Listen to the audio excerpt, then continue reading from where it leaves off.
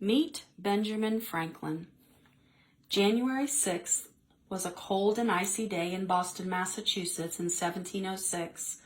Josiah Franklin came out of his house carrying a small bundle tightly wrapped in a woolen blanket. Josiah hurried across Milk Street and went to the door of South Meeting House. "Good afternoon, Josiah," said the parson. "So Abiah had the baby." "Yes, Reverend," said Josiah. "My 23rd child and 10th son was born just a few minutes ago. I'd like you to baptize him. We'll call him Benjamin." "Benjamin Franklin," said the parson. "Let us pray that Ben will be of use to his fellow man." When Ben was only 3 years old, his mother taught him to read. He later wrote, "I do not remember when I could not read." But Ben had few books to read. There were no libraries in Boston or anywhere in America's 13 colonies owned by England. Rich people ordered books from England, but Ben's father wasn't rich, so young Ben read the Bible. When he came to the last page, he started at the beginning again. Because Ben loved to read, his father thought his son should be a preacher. He sent Ben to school when he was 8 years old. He was the smartest boy in class. Girls didn't go to school. In the middle of the year, Ben was promoted to the next school level. But after 2 years, his father said to him, "Ben, I don't have enough money to send you to school. It's time for you to help me in the candle shop." Ben and his family lived over the candle shop. His father sold many candles because candlelight was the only light people had. Ben cut wicks for the candles. He filled the molds and melted tallow. He sold candles to customers. He ran errands for his dad. Ben hated working in the candle shop. What Ben loved was the sea.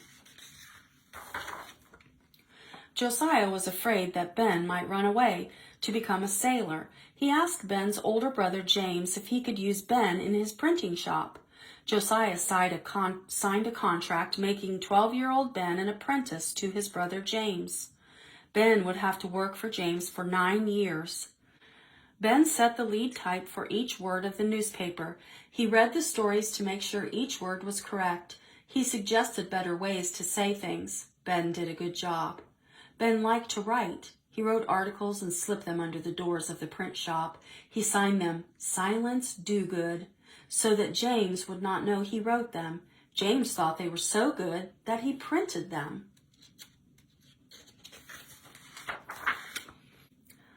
Ben lived with James and ate his food. One day Ben had an idea. "James," he said, "if you give me half the money you spend on my food, I'll take care of myself." James agreed. He thought he could save some money on Ben. To save money, Ben slept in the print shop. He spent half of his money on food and used the rest to buy books. Ben also borrowed books from a rich friend who owned many books. Ben often stayed up all night reading. Ben had taught himself to swim. Most people in Boston did not know how to swim. If they fell into the water, they drowned. Ben taught his friends to swim too. Then, if they fell into the water, they would not drown.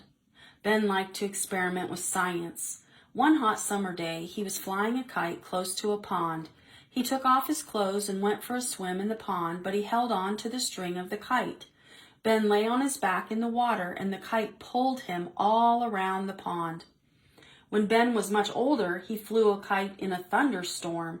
He tied a key to the kite. Lightning struck the kite, and Ben proved that lightning was electricity. After Ben had worked for James for 2 years, he wanted to leave. He liked printing, but he didn't like that his brother treated him harshly. Ben decided to run away. Ben sold some of his books. With money from the books and money he had saved, Ben bought a ticket on a ship to New York. After a short time, Ben heard that there were more jobs with printers in Philadelphia. So Ben bought the cheapest ticket for a boat going to Philadelphia. When Ben reached Philadelphia, he was 17 years old. He had $1 and 1 shilling in his pocket. He paid the owner of the boat the shilling. In Philadelphia, Ben was a funny sight. He had stuffed his underwear and his shirts in his pockets. He was tired, dirty, and very hungry. He went into a bakery. "I'll take as much bread as you'll sell me for 3 pennies," said Ben. The baker handed him 3 loaves of bread. Ben put a loaf under each arm and ate the third while he walked across town. Ben gave the other 2 loaves to a hungry mother and her child. Ben soon found work as a printer. He saved his money, bought a print shop, and started his own newspaper. Ben never printed anything that would hurt another person. Ben married Debbie Reed and had a son and a daughter. When Ben was 42, he had saved enough money that he could spend his time helping others. Ben still loved books and set aside time each day to read. He wanted other people to be able to read books too, so he began the first lending library in America. Ben looked for other ways to help his city. He began Philadelphia's first volunteer fire department. He became postmaster general and looked for faster ways to deliver mail. He invented lightning rods so buildings would not burn down. He developed a stove that gave more heat than a fireplace. In 1757, Pennsylvania sent Ben to England to represent the state at court.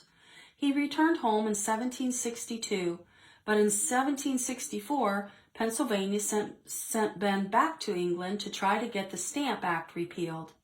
This act unfairly taxed the colonies. Ben was successful in getting the act repealed. In 1775, Ben sailed for home. He was 69 years old, but America still needed him. Ben joined with other men to draw up the Declaration of Independence. They knew this would mean war with England. Ben also knew that if he signed the Declaration and America lost the war, he might be hanged. Ben signed the Declaration of Independence anyway. It was the right thing to do. In 1776, America sent Ben to France to ask the French for help in the war with England. The French loved Ben and called him Cher Papa. The French said they would help America. Ben was still inventing. When he needed eyeglasses, he used one pair to read. Then he used another to help him see distances. Ben kept forgetting where he left his reading glasses, so he invented bifocals. This was one pair of glasses for reading and for seeing distances. Then he only needed to remember to put them on his nose. Ben helped write the 1783 Treaty of Paris that ended the American Revolutionary War. Now there was a peace between America and England, and Ben's work in France was finished. In 1785, Ben came home. Bands played when he stepped off the ship. A crowd greeted him. Ben was 79 years old, but his country still needed him. Ben was elected president of the state of Pennsylvania and delegate to the Constitutional Convention. America needed a new government, and in 1787, Ben helped write the Constitution of the United States. In 1790, Ben died. He was 84 years old. People in America and France were very sad. America put his picture on the $100 bill to honor him. Ben helped America gain her independence. He loved reading and he loved books. He was a scientist and inventor, but most of all, Ben loved helping his fellow man. Meet Benjamin Franklin.